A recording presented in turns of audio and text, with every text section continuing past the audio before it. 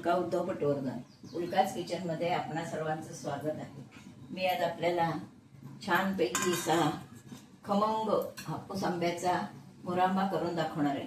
त्याच्यासाठी हे मी 4 आंबे घेतलेत. ते 4 आंबे आपण सोलून त्याच्या फोडी करून घेणार आहोत. धुवून घेतलेत स्वच्छ. हे अगदी म्हणजे असे बेताचे पिकलेले. मुरांब्याला आंबा घेताना एकदम पिका घ्यायचा नाही, थोडा असा कच्चा, म्हणजे अडी उघडली की लगेच त्यातले आंबे काढून मुरांब्याला घ्यायचे.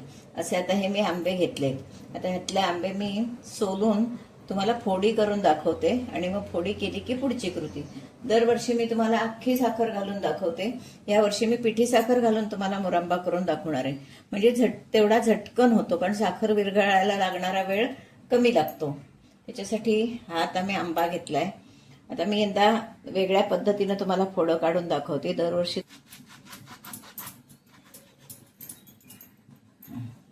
बघा किती छान आंबा येतो.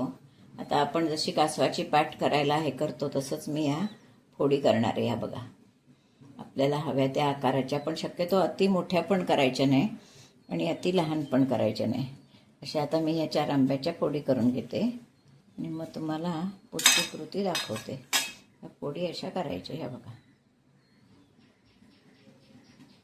सोपं होतं, एकदम सोपं होतं. आंबा सोलण्यापेक्षा ही पद्धत खूप छान आहे.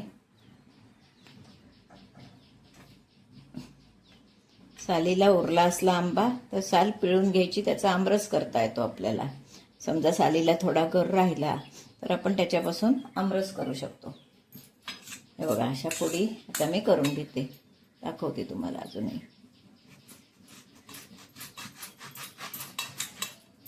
आंबे छान पाहिजेत, एकदम असे पिके बदबदीत होता नाही. कापण्याजोगा आंबा हवा, म्हणजे त्याचा थोडा स्वाद छान येतो एकदम. थोडा त्याला आंबटपणा पण असतो, नाही तर अति गोड होतो मुरांबा. ज्या मानानं आंबा गोड असेल त्या मानानं साखर घालायची. शक्यतो जेवढ्याला तेवढी घालावी लागते. आंबट आंबा असेल तर थोडी जास्त सुद्धा चालते. हे बघा कशा फोडी सुंदर अशा एक साईज येतात. आणि अशा मी आता सगळ्या फोडी करून घेते. 4 आंबे घेतलेत त्याच्या.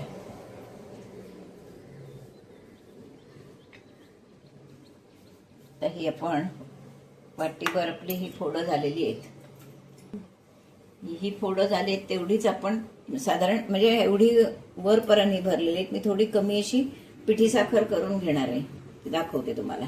जेवढी फोडं घेतली आहेत तेवढीच मी पिठी साखर घेतली. हे आता आपण चांगलं मुरायला देणार आहोत. पूर्ण साखर ह्याच्यात विरघळेपर्यंत आपण असंच ठेवणार आहोत आणि त्यानंतर मी हे गॅसवर ठेवणार आहे. त्याच्यासाठी एकदा फक्त अशी हातानं चाळून घेतली तरी, अशी नुसती ठेवायची, कारण ती फोडं मोडता नाहीत. थोड्या वेळानं ही साखर विरघळेल. साखर विरघळली पूर्ण की आपण, शक्यतो काही वेळा असं करतात की रात्री साखरेत घालून ठेवतात फोडं आणि सकाळी सुद्धा मुरांबा करतात. असं सुद्धा करतात. ज्या मनानं आपल्याला वेळ असेल, सवड असेल त्या मनानं आपण करायचं, जसं जमेल तसं. घरात राहणारे असतील तर थोड्या वेळ विरघळल्यावर सुद्धा करू शकतो आपण. म्हणजे असा मुरांबा करायची पद्धत ही. आता ही साखर विरघळली की नंतर आपण गॅसवर ठेवून तो पाक करणार आहोत. आणि साखर जी घालून ठेवली होती आंब्यामध्ये, साखर आपली पूर्ण विरघळलेली आहे. आता मी गॅसवर ठेवून तो साखर आंबा करणार आहे. त्यामध्ये आपण 2-4 लवंगा टाकायच्या आहेत. लवंगेचा वासही चांगला लागतो आणि मुरांबा टिकण्यासही मदत होते. हे आपण चांगलं उकळवणार आहोत. विरघळवून घेतली साखर की पुढची कृती पटकन होते. बघा, हा असा केलेला मुरांबा आपला झटकन होऊ शकतो, म्हणजे त्याला फार वेळ लागत नाही. अजून व्हायला हवाय. तर मी त्याच्यात 4-5 लवंगा टाकते. लवंगांचा वासही छान येतो आणि टिकायलाही मदत होते.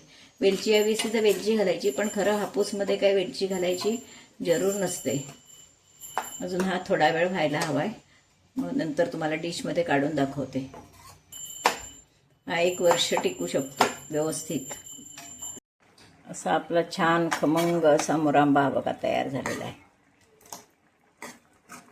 एकदम घट्ट पण करायचं नाही आणि एकदम पातळही करायचं नाही.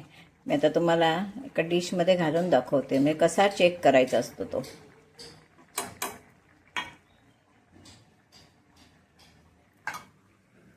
हा बघा, आम्ही आता डिशमध्ये घातला आहे. हा डिशमध्ये घातलेला मुरंबा एकदम असा खूप वाहता पण नाही, असा अजून तो थोडा आळेल. खाली उतरला, गार झाला की थोडा तो आळेल. त्याच्यामुळे आत्ता ही आपली स्टेज आहे, ही बरोबर स्टेज आहे. आता मी हा खाली उतरणार आहे. खाली उतरून गार झाला की आपण मग बरणीत भरून ठेवू शकतो. हा मुरंबा वर्षभर टिकतो. आत्ता हा सीझन आहे, तुम्ही नक्की करा. प्रत्येकाच्या घरात लहान मुलांना आवडणारा हा प्रकार आहे. एक पोळीशी मुरंबा असला की बऱ्याच मुलांना आवडतो, अगदी मोठ्यांना सुद्धा आवडतो. त्याच्यामुळे हा मुरंबा तुम्ही नक्की करून बघा. मी नंतर तुम्हाला परत बरणीत भरल्यावर दाखवते. आणि माझा व्हिडिओ जर तुम्हाला आवडला तर लाईक करा, शेअर करा, सबस्क्राईब करा, बेल आयकॉन बटन दाबायला विसरू नका. धन्यवाद.